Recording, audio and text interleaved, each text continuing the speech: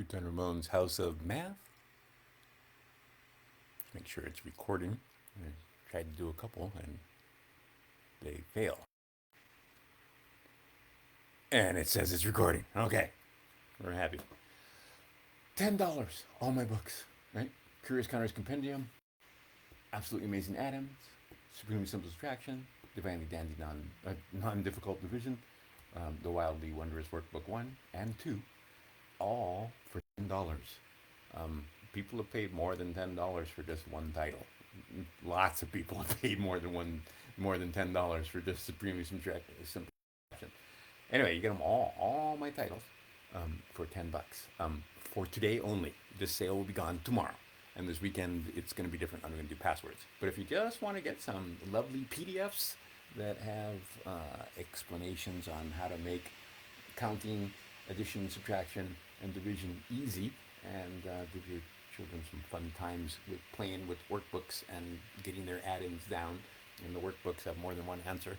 I'll put links. I can't put pictures below, but I'll put links down there, and you guys can check it out. And then just send me $10. PayPal me $10. My PayPal links are all over my website, and you'll see it. Not an issue. All right, let's play with what we were just doing. I have a 6-year-old. Well, actually, no, this 10-year-old. The 6-year-old brother was watching. And then here's the other thing I didn't mention, and I meant to mention to the family I was playing with. Having little children in the room with you at the same time as the other ones, they can just be playing, they can be doing other stuff. You'd be amazed at how much they learn by osmosis. Children, parents actually, the pair that rents, many of them have told me that, like when I used to do math camps and so forth, the other ones would hang around, the little young ones, the little babies, just full on kickies, the littles. And after a while, they seem to be able to do the math by osmosis. They're so much easier to teach than the older ones because they've been around and seen it. All right. So this was a little girl, and we didn't start here. We worked our way up here. This is 2 cups plus a 7 is the same thing as -3. And she made multiple errors on her way to getting it right, but she absolutely got it right. Okay, we certainly wouldn't start here. And all we're doing is I put 2 of these under cups, right? And then I put a 7 showing, and then that was the same thing as a -1 of these. She's like, wait a minute, how big does it have to be for a 7 to make this? And then she figured out, oh, it's got to be -10. How do we get to -10? Kurt! Because this is an equal sign. And over here is 7 minus 7. So what I did is have the child, right, I'm going to put my blocks away for this lesson. Get them back out again. So what was over there, what she put over there, was one of these. All right, so let me set this thing up so you can see. Let's see here. I got some blocks. Now, the problem is I'm not going to put 2 cups because I'm not going to be able to stick 2 cups on here. And what I usually do is put 2 pieces of paper. So, oops, let's not use that one either. Let's use this one. Yeah, I like it. Okay, so let's figure out how we're going to solve this problem. Because what I'm doing is, oh, look, I just added 0. And what was already there? Let's set the problem up. Because some people say they have a difficult time when I just talk about it because you're used to seeing this, but you're not used to seeing this. All right. For them, they had 2 3s as an equal sign, but I'll just give you an equal sign like this. No one's confused. And then what else did I have? I had a 7 over here. And see, you can see it's 7, 1, 2, 3, 4, 5, 6, 7. On the smooth side, not so much. All right, it's going to be harder to stick because of that. All right, beauty, eh? And then I'm just going to use 2x. Normally, I would put 2 cups, and then you'd have to do the transition exercise. So you can say, look, oops, here's my cups, right? You change them. so that I don't have to use red cups or whatever. Um,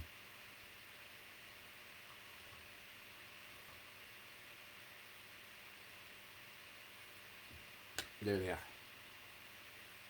Now, if I was going to draw a picture of this,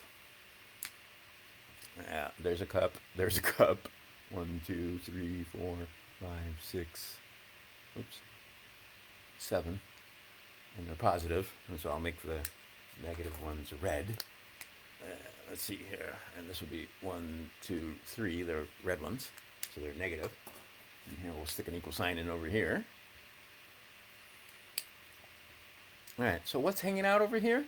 What's hanging out over here is 0. What's with 0? Nothing walks across the equal sign. The concept is equals, same. The other concept is hero 0. And then the other concept is going to be no fun, get back to 1. So with this one simple problem, and this is a child that well before, right? We're not doing pre-algebra, we're just playing what's under the cup. This is quote unquote advanced what's under the cup. So what she figured out very quickly was, in order to get this to be negative 3, all right, so let's see. Do you see stuff that's same now? Now that I added my 0? Well, now I can see stuff that's same. And the stuff that's same is this one. Without having it fall down. There you go. And this one. Those are same. Get them out of there. All right, so now what do we see? I got rid of that one. See, there's my negative 7. And I got rid of that one. And I get rid of the clay. And now what do I have? I have 2x is the same thing as a negative 3 and a negative 7. We know negative 3 and negative 7 is the same thing as negative 10. Oof, this clay is being weird. It's not regular Play-Doh. It's kind of sticky. Kind of like it. Oh, look. Now, I have 2x is the same thing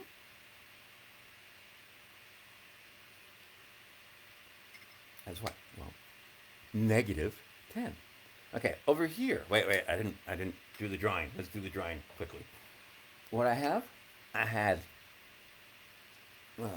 going to do it this way. 1, 2, oh, geez. All right, it'll work. You can see it. 1, 2, 3, 4, 5, 6, 7. Can I get a better red? I bet you I can.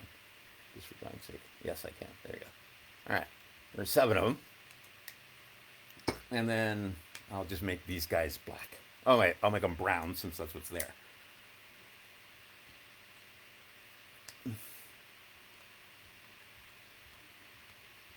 There's my drawing of 0.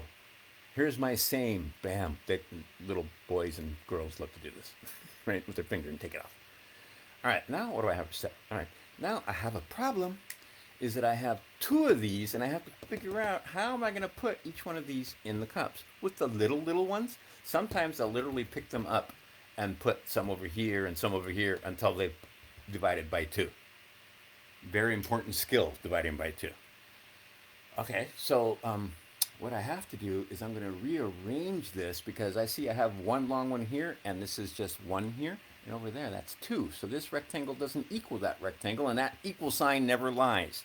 What that says is there is a rectangle over here that's the same as the rectangle over here. Over here, I know this is 2, and I don't know what that is. Over here, this is 1, oops, but I do know the whole thing is 10. So what happens if I make one side 2? Well, if I make one side 2, so that these are same, well then that has to be 5. That's easy. So I'm going to take these, and instead of having 1 negative 10, I'm going to have 2 negative 5s. Oh, look, now it's same. And I can see, oops, that I made an error in my notation. Oops. And what I did was, I didn't make this negative 10. There you go. So this has to be negative 5. There it is, see? This is 2, and this is negative 5. So what's inside my cups has to be, right? And they pick up the cups, and there's 2 negative 5s there. Yay! Movie goes crazy, everybody's happy. Okay, and this is a little child.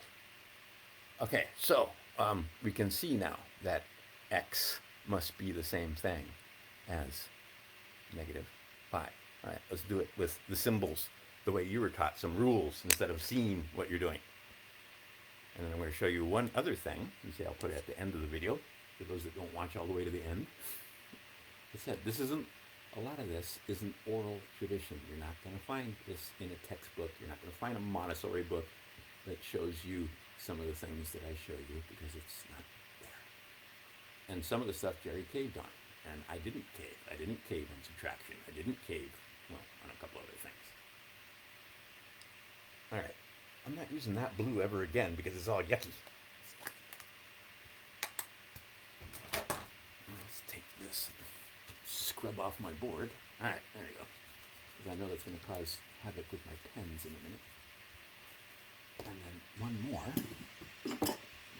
See, it's not supposed to leave anything. That's the whole point with the Play-Doh. And this Play-Doh just so happens it's pretty, but it's sticky. So that Play-Doh is going to get retired. All right, so let's do the math that we started off with. We had 2x plus 7 was the same thing as negative 3. Okay. Pox on you if you just put a negative 7 there and do hero 0 like that before you did the other. You can do that, but why? And then I got to add a negative 7 over here because the equal sign. That's another way to explain it. Some people do it that way. And they'll say, well, make a hero 0, and I'm going to have, if I take negative 7 from this side, and then I have to take negative 7 from that side. If you say something like the negative 7 walks across the equal, or the 7 walks across the equal sign and turns negative, no. Okay, so here's hero 0. So what are we left with? We're left with 2x equals, see, this becomes analysis. And then over here, this is negative 10. Now, divide by 2, divide by 2. X is clearly negative 5. But if all you're doing here is rules, instead of understanding what you're doing, and that you have to take this and divide it into the 2 and so forth, and it just becomes rule. I'm telling you, the difference why my son got like a perfect score on the practice test for the GED math portion is because he understood concepts. And then, people are saying, oh, you can't just play. Yes, you can. Because here's what's happened also. I think I'll share it sort of. We'll censor everything. I have more now than one parent who decided, you can't just play and do math. You can't play math and so forth. And they went another route, let's say. And now, high schooler, not understanding what's going on, and didn't have a fun time in the first place, and still doesn't understand what's going on. And they didn't bother with the 45 add-ins, and they didn't really work on the multiplication because, I mean, come on, everybody's got a tablet or a phone handy, so why would you need to know your multiplication tables? And I agree that trying to teach 400 math facts the old-fashioned way is no fun at all. But if you play blocks and do repetition, and see, while we were doing math like this, we played Lucky 7 Samson because of the 7, and we played Lucky 7, we played I Got 6, and so on. All right, the idea being is that this is just what's under the cup. It's just a game. It's not algebra. It's not something to be scared of. And what you're going to find out, which I think Kurt has found out, and Shaylin has found out, and Anna has found out, and a lot of other parents have found out, is that there are a lot of children out there that have trauma, math trauma. They're literally traumatized. When I was at the Maui County Fair, when I used to be all gung-ho about presenting this and telling more people about it, I had a booth at the Maui County Fair. And I had a banner that I had made up that said, I can teach any 5-year-old child to factor this polynomial. Okay, so I had these students from Baldwin, because at that time the fairgrounds was right next to Baldwin High School. And there was 4 girls, they were teenagers. And we were doing math, and I was fooling around with the blocks and so forth, and they were having fun and so on. And then I said, come here, I want to show you how to factor this, right? And when I was playing with them, I was working on a table, and I had just had the blocks that I was working with on the table, and I hadn't gotten these out yet.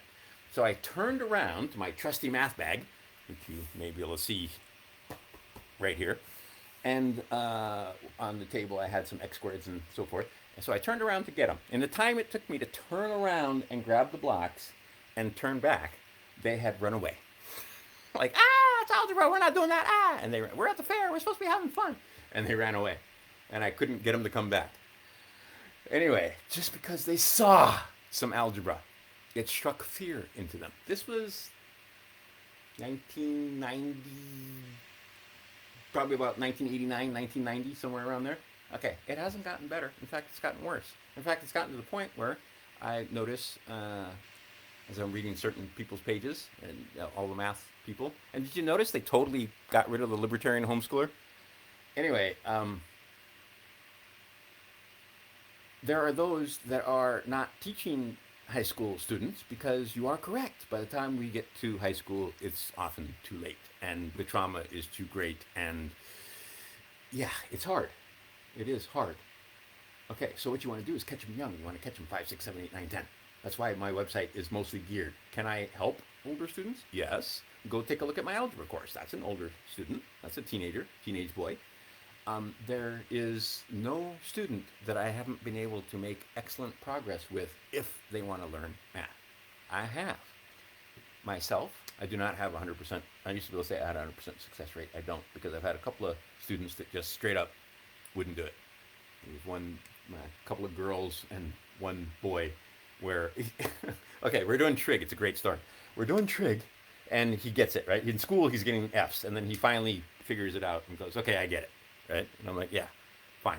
And he goes, oh, but this is still stupid, and and I'm gonna fail the class anyway. I'd have to get 100% scores on every test to just probably get a C, and I don't want to do that much work, so I'm gonna fail the class. I went, okay. And then the other two, because I mean, he got it when it came to how the trig functions work and so forth.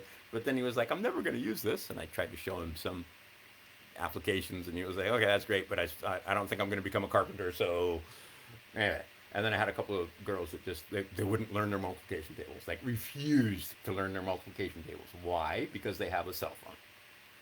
So then I asked them, all right, use your cell phone and tell me the square root of that.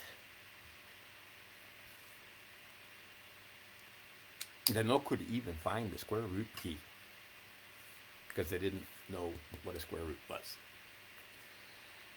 All right, the idea here is this shouldn't be hard or scary if you play blocks. And an introduction to get you there, $10. This book will introduce you to counting because that's all math is. Because how many concepts do we have in mathematics? We have 5 basic concepts, and it goes from there. Study of numbers. Same. Rectangles. 0. And on this one, I'll actually put some symbols. No fun. Get back to 1. So, this book introduces some of those concepts, shows you that all we're going to do is count. You're going to get to some multiplication there, even though you're right, just by 2s and some other stuff. We're going to get to be some big counting, but we're certainly not just going to do place value. And then add-ins, where, and this is the other thing. If you are a teacher of mathematics and you've never heard the word add-ins, you don't know what the word add-ins means, there should be an issue there. Simple as that. Somebody may have not completed your education. Add-ins, crucially important. There are 45 of them. And then 400 math facts. This will help you do computation. Okay, but if you're a parent, one of the pair that rents, and you have heard or not heard the word add-ins, ask yourself why. Add ends. Right? 2 numbers, single digit, that you add together. Those are your add-ins, right? There's 45 of them. Many teachers have never even heard the word. To this day.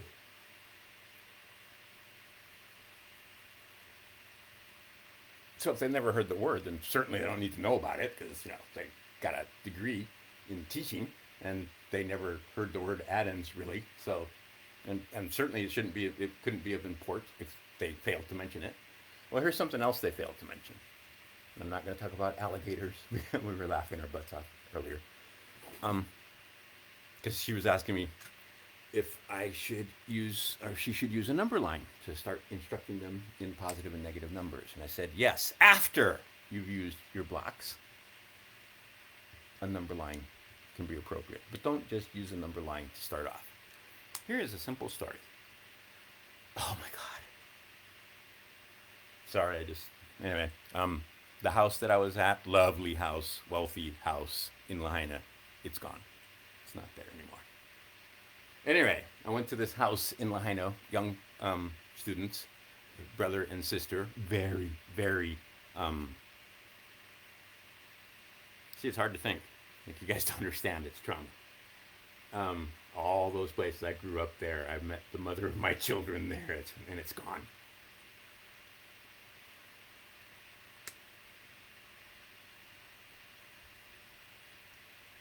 Let's start with this for fun. Okay. This is -5. This is 1. This is a number line. This is 0. This is 1. This is -5.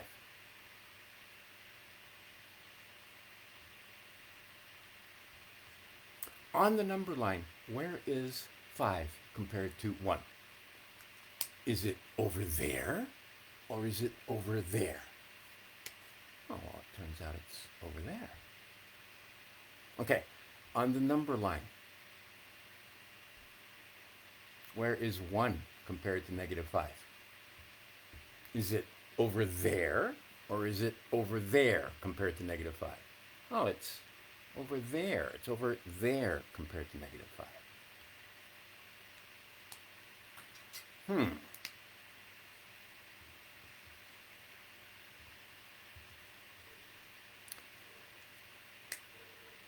Two adults in the room on the other side of the camera. Neither of them had ever seen this. They knew about alligators and they knew about this and that, but that's where this symbol comes from on the number line. How is it possible that some of you made it through, just like me, 12 years of school and no one ever told you this simple fact? There's so much more than that on my website. But like I said, this is an oral tradition. It's not all written down. There's places where you can find this, but you're going to have to look. Or you can just go to my website and it's just part of the thing. But just something that simple is missing in mathematics education, if you can call it education. And then I was talking about the fact, when I get into square numbers and so on, because I just did that in the other video, but the idea that square numbers are square. Silly things like that. And when you complete the square, see, and this was the other thing that was fun because we played with square numbers today, and they could see that if I said, do you want an easy one or a hard one? And she said, hard. And that's how I knew immediately that she was confident and she knew what the heck she was doing. So I did 12x. What would complete the square? See, we're getting them ready for algebra. We're getting them ready to graph polynomials, but we're going to baby step our way there. This will just become second nature. If I want to make a square out of this, well, I'll tell you what, I'll use a red square, since it's generally the one you're used to, but suddenly I don't have a red square handy, really? How is that possible? There they are. They just put away. All right. Too neat for my own good. So there is an x squared. Now this is right here, and they didn't, and you don't need them, but this is one time when it's really helpful to have a couple of sets of multi-tens, because then you can do this like instantaneously. Otherwise, you got to count out a whole bunch of blocks. And see, I think I have the opposite problem with this one. This is not sticky enough. But anyway, here's my x. Oh, jeez, I'm gonna put it on the wrong side. Here's my x squared. Now, how many x? Well, I need 12 of these guys. Counting out 12x is fun and everything, but you know what's faster? Fewer blocks is faster. So I'll tell you what, I'm going to use this one and this one.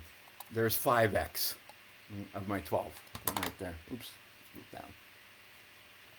And there's another one. All right, so there's 6x. And then look, here's another 6x because I had 12x. Now, when they're little, starting out with all the blue ones is good because then they can count 1, 2, 3, 4, 5, 6, and 1, 2, 3, 4, 5, 6 here. And then ask them what's going to fit in the corner. And see, we started this off as a visualization exercise. Now I just put my, uh-oh, saw that coming. Hold on a second here. Presentation problems, because this is the opposite problem. This is too dry, so it's not sticky. Arizona makes it interesting, I'll tell you. Because stuff does, I'm not used to next to no humidity in the desert. I'm used to a place with very high humidity. And it makes a big difference. All right, there you go. Now it'll be, and it's flat, and it'll be happy. And now I stick the other ones on there. See, and if you have blocks when you're playing on the floor, this is not an issue. All right, there you go. So now we can see quite clearly if I have a square over here in the corner, and this is 6 and that's 6, what's got to fit in there? Well, when you're 6, that takes a little counting. But guess what? The 6-year-old can count on his fingers really fast by 5s. 5, 10, 15, 20, 25, right? So, you know what? You know what 5 is? 5 is one more than 6. So here's an easy way for them to remember and count by 5s. Guess what?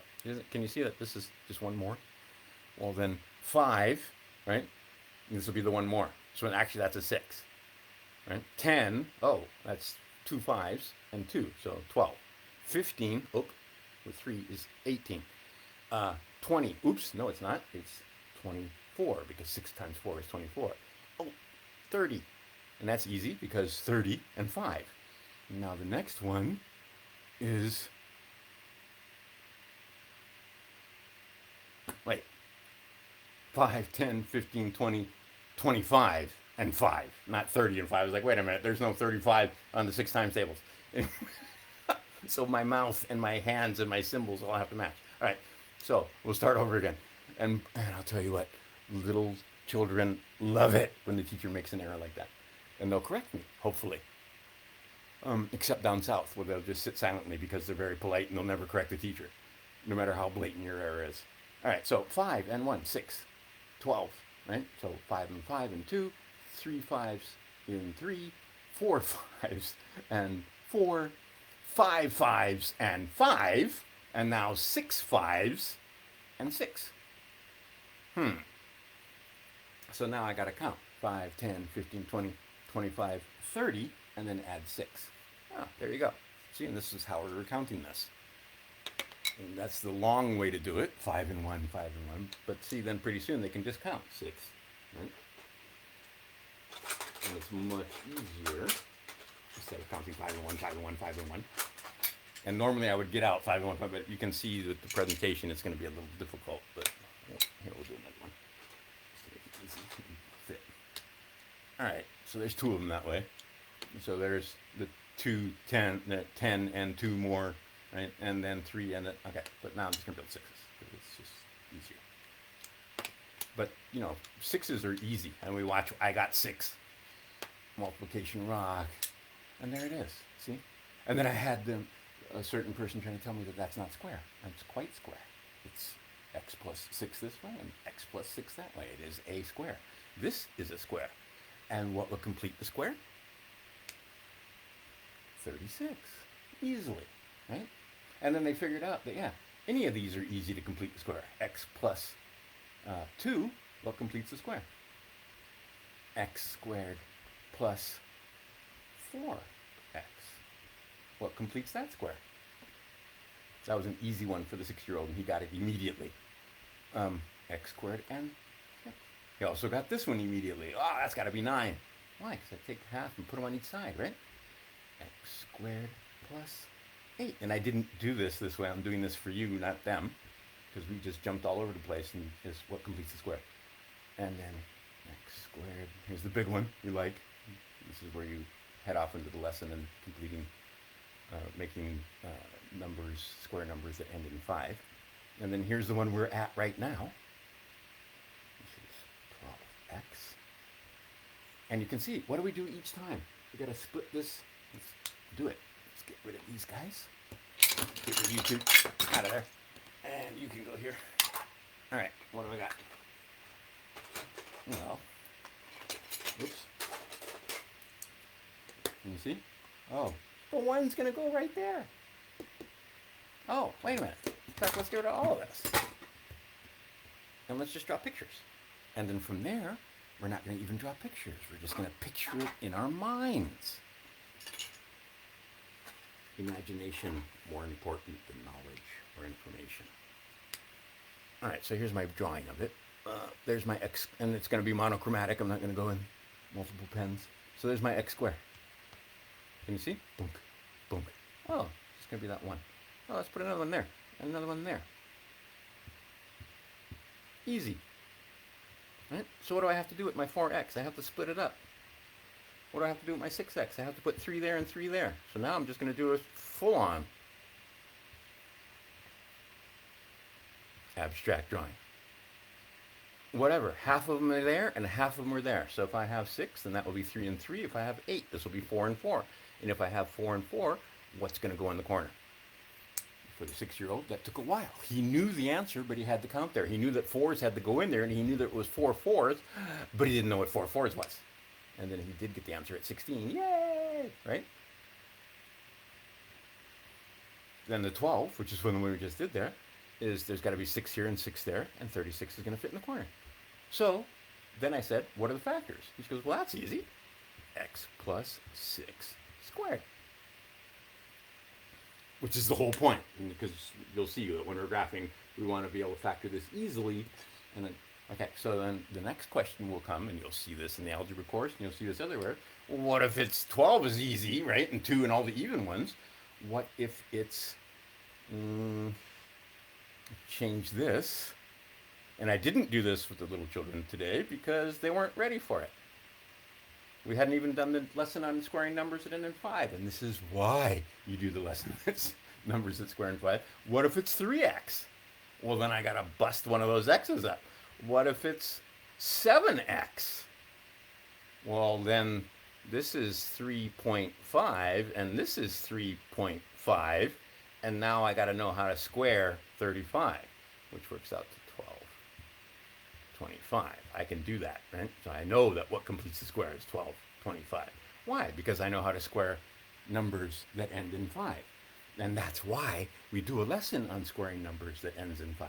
So we're going to end up being able to do any one of these. And look, we've stayed positive. We haven't even started to get negative yet. But you start here and baby step your way up. This is called degree of difficulty. And so this lesson right here is, that's it. We're not going on to this lesson right here with the wee ones. With you, hopefully, I can. Because you can see. And see, when I do this lesson,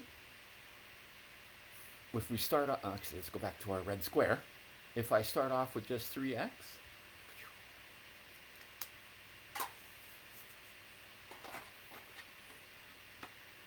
I don't know if you guys can download this video or not, but if you can, you probably should. Because it's not going to stay up, because it talks about the $10 sale, so I'm just going to get rid of it. And I probably won't put it on my website or anything like that. So anyway, if you want this lesson, then you should probably record it, or, I mean, put it on your hard drive or whatever. All right, so here is my x square. Using Play-Doh, not magnets. See, Anna sends me this whole beautiful long roll of magnetic tape that you can use to make magnetic blocks, and it's in a storage unit in Hawaii. Because I didn't anyway, things did not go the way I thought they were going to go. So I'm kind of handicapped because I don't have all my blocks. And then it's a long story. And I don't have the right block handy, I don't think. Because look, here's one of them, and here's another one of them. But what are you going to do with that third one? Well, now you have to be able to, and that's why the old blocks were good for this. Do I have a really old block? I do not have a really old block handy. You have to have the blue ones that you can break apart. You can snap them apart. And there you go, I do have one. And also one of these, just I keep one of these handy just to remind me. All right, so This one's a little darker. And now, wow. I can normally break these apart pretty easily, but my fingernails aren't working. Ah. There you go, got it. So these old ones, the new ones don't do this, but these old ones used to snap apart. So anyway, now I can take my one, break it in half, and break it in half. Punk. And I can see that this square right here is going to be 1.5 and 1.5. And if you did the lesson on squaring numbers that end in 5, then you know that 15 squared is just 2 point, oops, not, there's no point, 225. But if I put a point in there, then I'm going to put a point in here. And I can see that this is 2.25. How does that work? Well, I can see, can you see there's a 1 in there? Where's my 1? We've got to look closely at the corner. And this would be better with a drawing. And then can you see there's a half of 1 and a half of 1 there? So there's 2 of them. And then I'd have a quarter right there. Right here. If I was going to fill it in, there'd be this right there. And that would be a quarter of a block right there in the corner. And you'll see little children doing this. Put it like that. And you can see that's a half by a half. And that turns out to be a quarter. Well, this isn't a half by a half. This is 1 by 1, and that's a 1. But if you get in that, if you made this a half, that would be your quarter. Right? So now I'm doing this, turning it sideways. So now there's my, geez, can I do it? Let's do it this way. There you go. You're looking at the area where my finger isn't, but there is the quarter right there. This thing right there. Can you see that? That would be a quarter. And you'll see little children looking at that carefully. But yes, it works out to be 2.25. Oh, look, we completed the square. And now we can graph it more easily, usually, because this is going to be a step on your way to vertex form. Because you're going to have to make vertex form. And why? Because it's easy. Because now I can see, well, what are the factors of that? Now that I've completed the square. And see, we're not fooling around with the rules of algebra. We're just working on this one thing. Taking half of this, putting it half here and half there. And I can see that this will be x plus 1.5 squared. Simple. But if all you did was learn some rules about how to do all these things, and step 1 do this, step 2 do this, step 3 then move this to that side, step 3, no. Well, because see, in the first place, usually you're not going to see it just like that. There's going to be some more stuff going on over here and something on this side of the equal sign, so that you'll have to solve and make it into a polynomial that you understand or you've seen before, and then you can make it into a perfect square. But the way you're going to do that is by getting everything out of the way so that you can figure it out. And see, now here's the problem. They get to this point and they don't know how to complete the square. And here's another thing I wanted to talk about very quickly. Talking about failing your way there. And see, there was no tears. There was no not being scared. In fact, I gave her many, many props because I gave her, we'll go back to this one, x squared plus 12x, and what completes the square? And she said 27. And I was like, what? Oh, I know what she did, right? What she did is she factored it with 12. And that's certainly you can make 27 with the factors. And she said that would be x plus 3 and x plus 9. And I said x plus 3 and x plus 9 is not square. In fact, if I have, let's get this out of the way again. If I have, I use the blue one because it was super sticky. If I have this, yeah, x plus 3 and x plus 9. And certainly that'll work. And that is factored correctly. But I don't want that. That's not a rectangle. I mean, excuse me, that's not a square. That's a rectangle.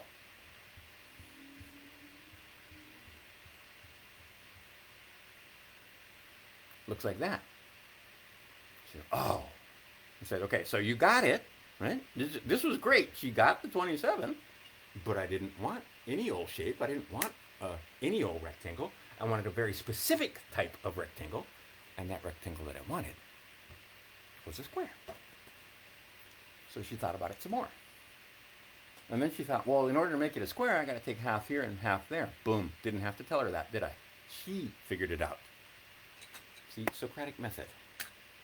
A lot of you would just be like, okay, what you got to do is take half and put them half there, and the course is not 27. It's got to be. Right? No, I gave her props. And if she would have come up with like 4 and 8, or 7 and 5, whatever, right? But those are factors, but that's right. So she's not wrong. She's just not giving me the answer that I want. So then she figured out that, oh, if I put half here and half here, it has to be 36, and we're going to have a square. Bing, bing, bing. Completing the square. There are lessons on my website about completing the square. But for now, and like I said, to get here, you kind of got to work your way up. But again, this is a 10-year-old. There was a 6-year-old and I think a 3.5-year-old in the background watching. And when it comes time to teach those, it's going to be super easy. Like super, super, super easy. Because they've done it by osmosis. They've already seen what it looks like and how to put it together. And now it's their turn, and they know what to do. And it's fun. And so the more you have, the merrier when you get down to it, and the easier it's going to be. And then further, guess what happens? A lot of times, big sisters like teaching their little sisters or little brothers math. Because one thing you'll notice in homeschool, and this isn't going to go over well in some circles, but in this circle it'll go over quite well, what you're doing in your homeschool also, when you have the older siblings teaching the younger siblings, is they're learning parenting skills and teaching skills, right? How to explain it to their little brother, right? Because I don't know about you, but when I was young, the older ones always looked after the younger ones. It was our job. It was our duty. It was our kuleana. If the parents weren't around, the teenagers were expected to make sure that the younger ones were safe and didn't hurt themselves and didn't, and they were fed if necessary. If necessary, we could, make them food. Oh no, that's robbing the child of their parenthood or their childhood. You're turning them into parents before they're ready. No, you're playing at parenting. They're not responsible, but they're able to make sure the child is safe and taken care of, and maybe could teach them some math at the same time. And you'll see in pictures over at the Super Duper Secret Math Group. I'll post some pictures. And Dad was in the room also, because Dad was, and they love it when Dad's around, even if he's not participating, even if he's just in the house. You'll find that Mom can be doing the lesson and so forth, and Dad is just in the background, sometimes helping or whatever. But it makes the children, their sons and daughters, happy just to have Dad in the room. If Dad participates, better yet. But I'm telling you, just being there is important. Okay, $10, all my books. You certainly aren't going to get this in these books. One day I'm going to have some algebra books, but right now I'm still haven't finished basic operations because I haven't finished marvelous multiplication yet. But there is completely cool Counters Compendium. You can see these on. Just click the link. I'll put. Well, in fact, you know what? I can put the link in here right now. And what it says is, well, actually, here, just have it. And put it in here, which is right there. I can put it right here.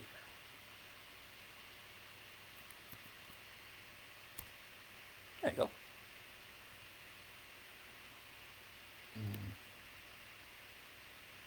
Yes.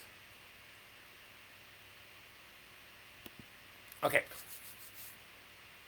So, I think that's enough math for today. Oops, shouldn't erase that. But for $10, all my books, you guys can tune out now. But anyway, the completely cool Curious Counters Compendium. Absolutely amazing add-ins. Supremely simple subtraction. Divinely non-difficult division. Oops, wait. Divinely dandy non-difficult division. And then the wildly wondrous workbooks, which are the newest, which is 1 and 2. These are, I'm actually pretty proud of these, and I haven't really sold that many of them, and not that many people have downloaded them off the website either that have passwords. But these workbooks are good. Anyway, for $10, all my creations so far in book form, because there's tons more PDFs and other things on my website and lots of videos and so on. But for these, you can get them for $10, one day only. And like I said, many over the years have paid just for the Curious Counters Compendium. And this one I'm throwing in all the rest too. All right, and that'll be online and offline editions also. So this one comes in 2 forms, and this one comes in 2 forms, because there's an online edition and then there's a printable edition. So you get both of them. So you'll get you'll just get a slew of PDFs in your email. All right, CoutronRamon's houseofmath.com for more.